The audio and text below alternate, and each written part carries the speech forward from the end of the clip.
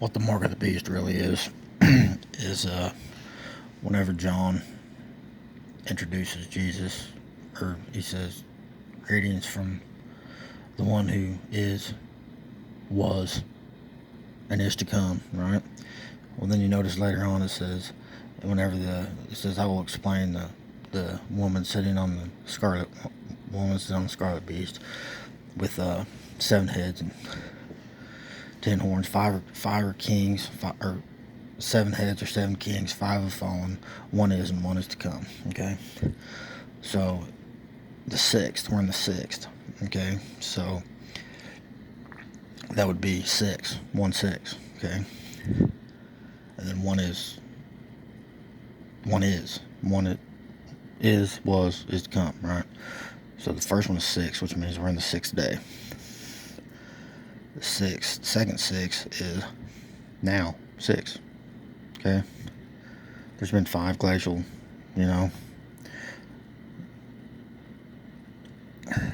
there's been 5 total destructions on Earth. We're in the 6th, going into the 7th. That's basically what it says, what everybody says, but, fake news or whatever you want to call it. But anyways, it also says,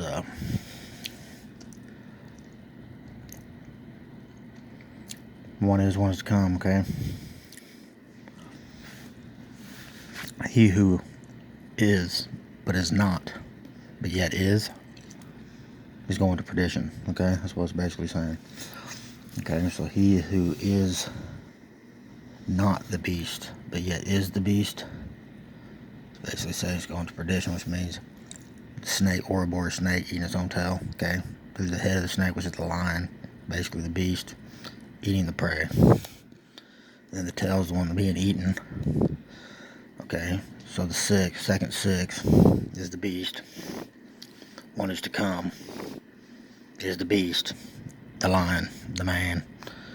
So we're in the 6th day. 6 beast, 6 is to come, the beast, which is basically the king on the earth, the last man standing on earth, who's eating the rest to stay alive. The beast. Okay, so if you're blaming everybody else in your life and you don't realize, then get right with God and take accountability for being the beast, because we've all been the beast. We've all been the prey. Okay? So it's just coming face to face with the realization of, it says, "Except Lord God, for God so loved the world that he gave his only begotten Son, that whoever believes in him shall not perish but have everlasting life." Okay, so if Adam was born into sin, created sin, okay, and he was the firstborn, okay, and he was basically the serpent, the snake, whatever, okay, and then he came later. Adam was God's only begotten son because he was created out of the dust of the earth, okay? So he's the begotten son.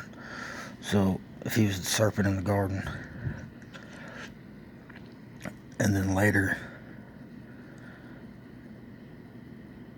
he's the lion, okay, eating his prey. Okay. Jesus, he's the tail being eaten. Okay? It's the coming full circle. It's just like the story of the man and the woman in the garden, blaming each other, spending our whole lives blaming each other, and one eating the other at the end. The one that's been accusing the other eats the other at the end to stay alive. It's the same thing. The beast accuses the prey and then eats the prey. The beast accuses the prey of being the beast and then eats the prey.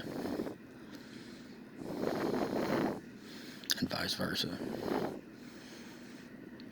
But whenever you can learn to take accountability for your own actions, and others take accountability for their own actions, not blaming a third-party snake or God or anybody else, but just taking accountability and living by the Ten Commandments, becoming the Ten Commandments, and having the testimony of Jesus, because you don't want to be the last one on earth who just ate your partner, ate your wife to survive, or a woman eating her husband to survive.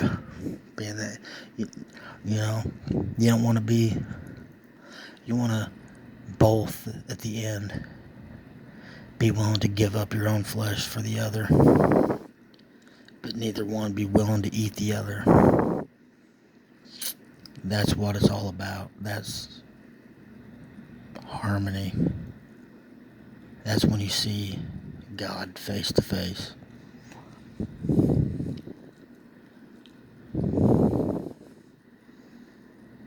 So,